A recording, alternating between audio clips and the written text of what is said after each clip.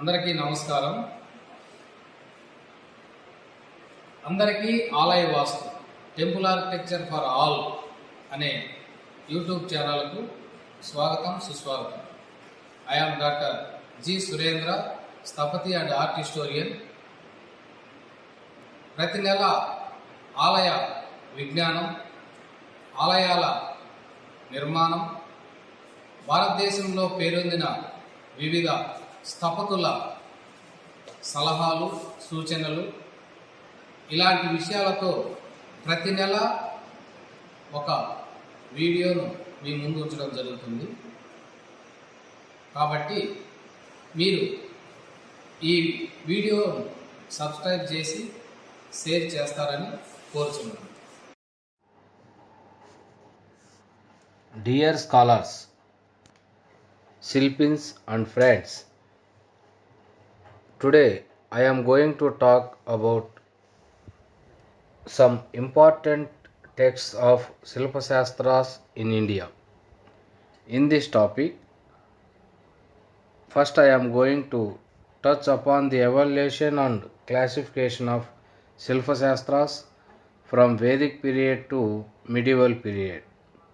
Thereafter, I will discuss the various features and characteristics of Shilpa Shastras in the South and North India.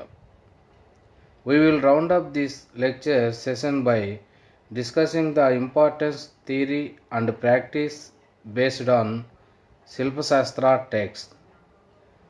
Beauty, symmetry, magnificence and traditional marvels are words which can best describe the Indian art and architecture. Shilpa Shastra. The science of habitation is also called Shilpa Shastra or the science of artistic creation. Shilpa is derived from the Sanskrit verb sil, meaning to concentrate. It covers some 64 arts. The Shilpa Shastra emphasizes the idea of artistic creation. The architect in charge of the building is called Sthapathy, which means master of what stands of Abadis.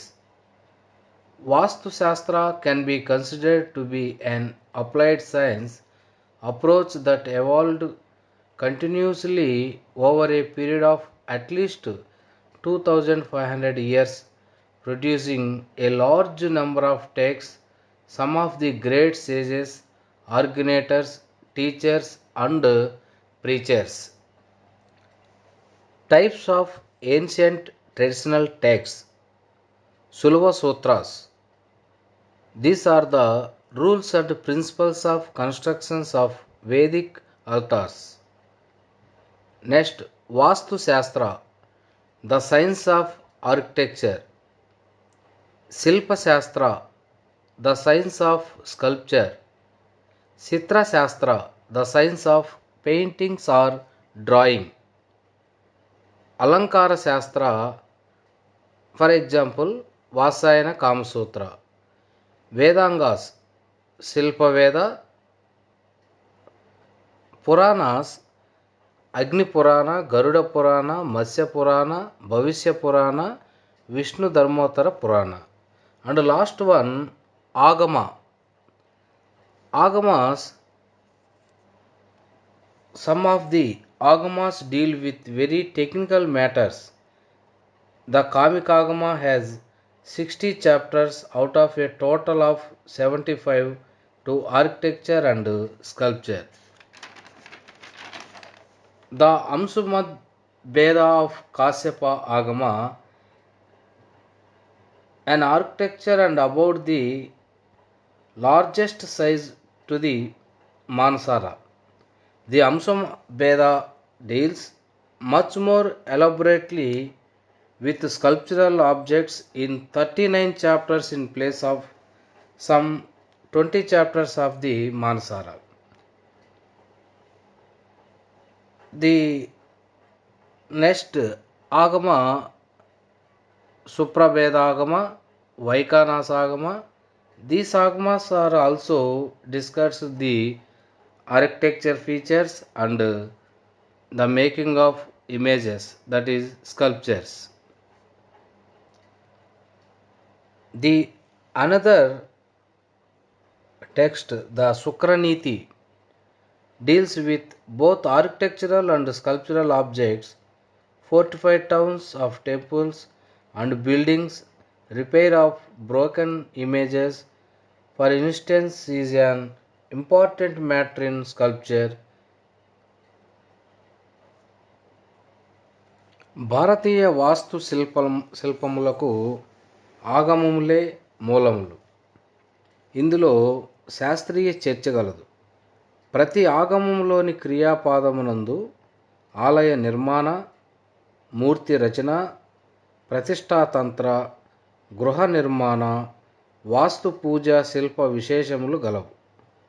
ఆగమంలో ముఖ్యంగా కామికాగము, అంశుమద్భేదాగము, కారణాగము, సుప్రభేదాగము, వైఖానసాగముల్లో విశేషముగా క్రమబద్ధముగా వాస్తు లక్షణములు చెప్పబడినవి.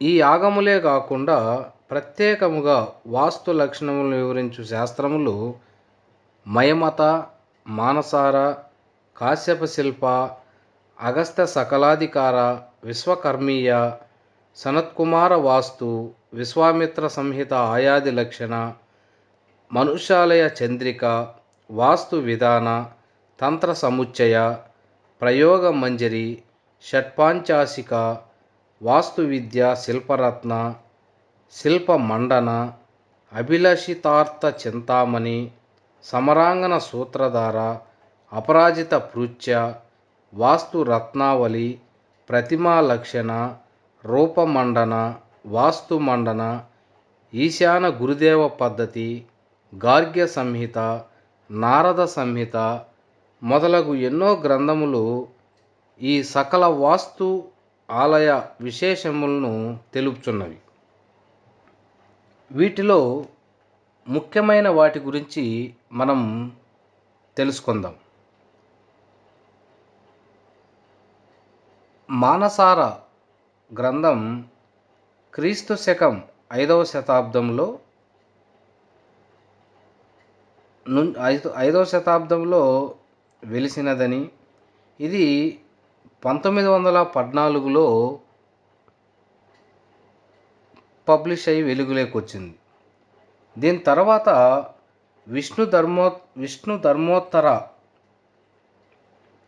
ఇది క్రీస్తు శకం 6వ శతాబ్దంలో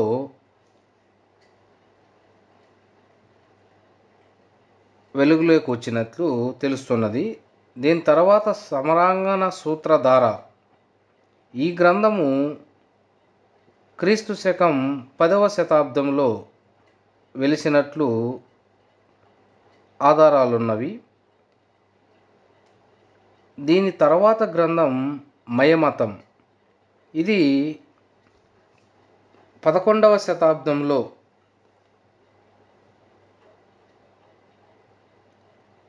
వచ్చినట్లు. తర్వాత గ్రంథం కాశ్యప శిల్పశాస్త్ర, తర్వాత అభిలషితార్థ చింతామణి, అపరాజిత పృచ్ఛ, చివరగా శిల్పరత్న. ఇవి ఈ గ్రంథములు ముఖ్యమైనవి. వీటిలో ఉత్తర భారతదేశ గ్రంథములు మరియు దక్షిణ భారతదేశ గ్రంథములు, north India and south India, ఈ రెండు ప్రాంతాలకు చెందిన గ్రంథములు కలవు.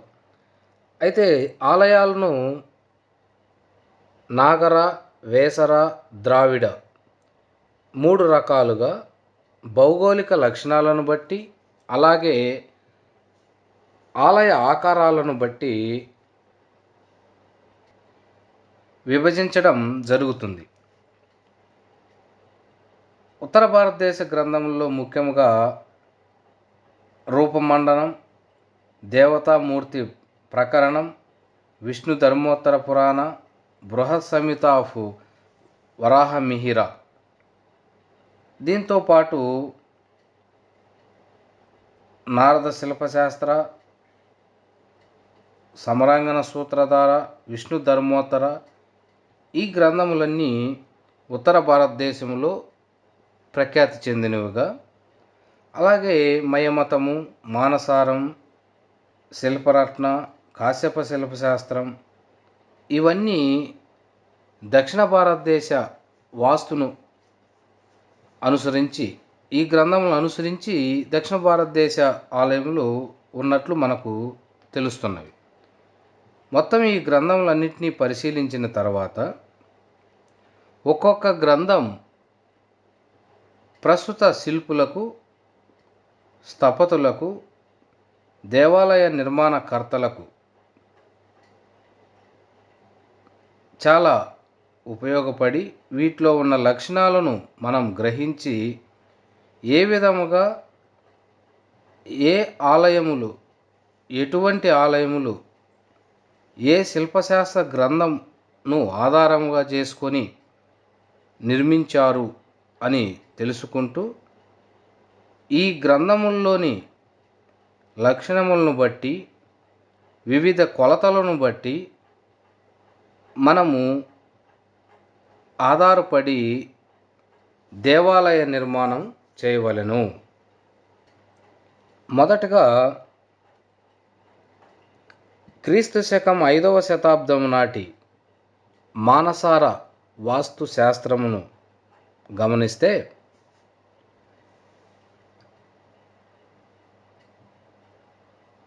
The etymological rendering of the word Manasara is the essence of measurement. Sara meaning essence and Mana measurement. This is the Manasara text. The architecture of Manasara, translation of the text. This is the purely South Indian origin, translated by Ramaraj in 1834, later re-examined undertaken by P.K. Acharya, Prasanna Kumara Acharya in 1914 AD. Total 7-volume work. This work is continued from 1927 to 1946. Next work, Vishnu Dharmottara. It is one of the oldest known complete Sanskrit treatises on painting arts in India. The extant text is divided into 3 kandas. Kandas means parts. Is dated around 6th century AD. The text was first published by Venkateswara Press, Bombay. English translation and edited by Dr. Priyabala Shah in 1958. Vishnu Dharmottara Purana, which describes 101 types of temples. Agni and Garuda Purana describes 45 varieties of temples. Matsya and Bhavishya Purana describes 20 varieties of temples. Another work, Samarangana Sutradhara. The author King Bhoja of Dara. He was a great patron of learning and fine arts. Samarangana Sutradhara, the first edition of the text was edited by Mahamahopadhyaya T. Ganapati Shastri and published in 2 volumes in the Gaikwad's Oriental series in 1924-25. A second edition of Samarangana Sutradhara, revised by V.S. Agarwal, has been published in the same series in 1966. This work is an encyclopedic work. Another important work is Mayamatam. The book is ascribed to the sage Maya, best known amongst Sanskrit treatises of South India and architecture and iconography.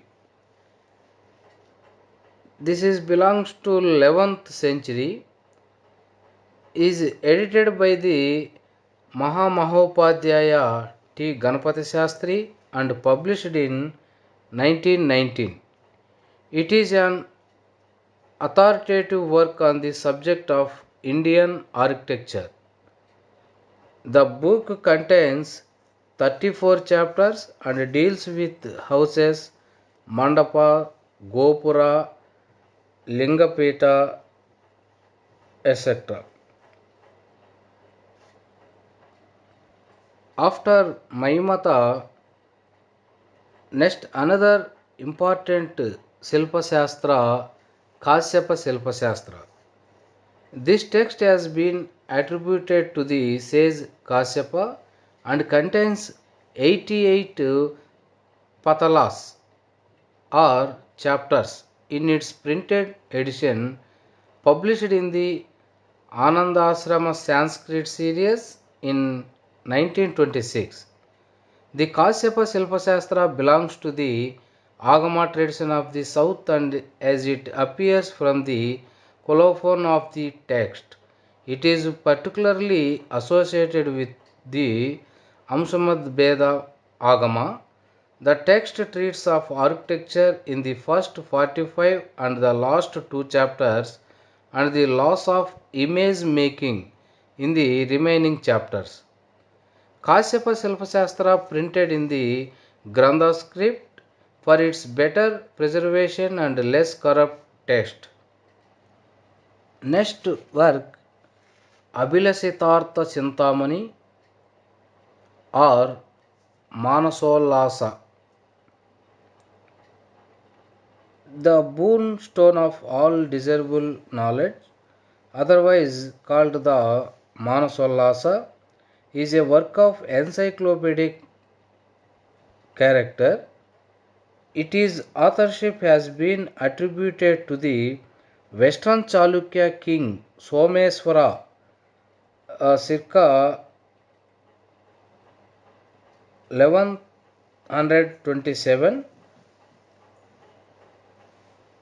In the colophon of the text, this work is a voluminous of work and contains 5 vimastis or prakaranas, each of which is divided into 20 adhyayas or chapters, thus consists of 100 chapters, and each of these chapters has been allotted to separate topic to deal with.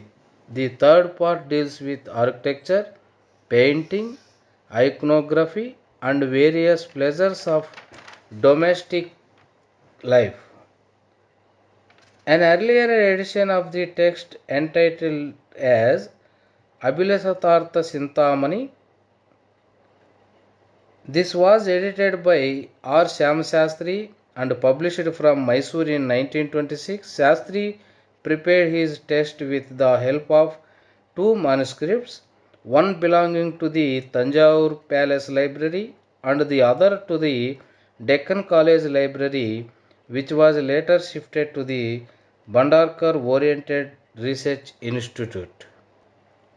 Next, another important work, Narada Silpashastra. Narada Silpashastra is preserved in manuscript from in the Madras Library of Theosophical Society at Adyar. The Narada Silpashastra deals in 83 chapters with the construction of tanks and other water reservoirs, laying out of villages, towns and cities, construction of temples, salas and mandapas, etc. It is almost represents the tradition of South India and belongs to the late date. The reading of the text is difficult and full of problems to compare with other Silpa texts. Certain technical names peculiar to Narda text. The next work, Silparatna. The Silparatna of Sri Kumara, edited by Mahamahopadhyaya T. Ganapati Shastri, was published in 2 volumes in the Trivandrum Sanskrit series. This work is the very authentic and useful work on construction, iconography, art and allied matters. The Silparatna is divided into 2 parts. The first part, consisting of 46 chapters, deals with the construction of houses, villages, and other allied subjects, while the second part contains 35 chapters and treats of iconography and kindred topics. This is a rare work on Indian art, and no similar work has so far been published anywhere else. According to Mahamahopadhyaya T. Ganapati Shastri, the Silparatna was compiled from ancient Silpa and Agama works by Sri Kumara of Kerala. Sri Kumara extols his patron of the king Devanarayana, who ruled over a territory in Kerala in later part of the 16th century AD, a period in which the Silpashastra appears to have been composed. Next, another one, Aparajita Prucha. This is the well-known treatise on art and architecture. The meaning of the word, the questionnaire framed by Aparajita, is an exposition of the science of architecture and was written by Bhuvanadeva of Gujarat or Rajasthan. Aparajita Pucha was composed after the Samrangana Sutradhara and belongs to the same tradition of architecture. The Aparajita Prucha is one of the few and most valuable texts on the Nagara school of art and architecture. This is the North Indian text. ఈ శిల్పశాస్త్ర గ్రంథముల గురించి, శిల్పశాస్త్ర ఈ వివిధ పద్ధతులు, వీటిలోని సారాంశం, వీటి ముఖ్య ఉద్దేశం, వీటి గురించి మరింత సమాచారం మా తిరుపతి శిల్ప కళాశాలలో నా సీనియర్ అయిన శ్రీ గోపాలకృష్ణ స్థపతి గారు, అలాగే భువనగిరి యాదాద్రి టెంపుల్ డిప్యూటీ స్థపతిగా ఉన్న మోతీలాల్ గారు, వీరిని అడిగి మరికొంత సమాచారం ఈ శిల్పశాస్త్ర గ్రంథముల మీద వారి దగ్గర కూడా లభిస్తుందని తెలియజేస్తున్నాను. వారి వివరములు కూడా ఉన్నవి.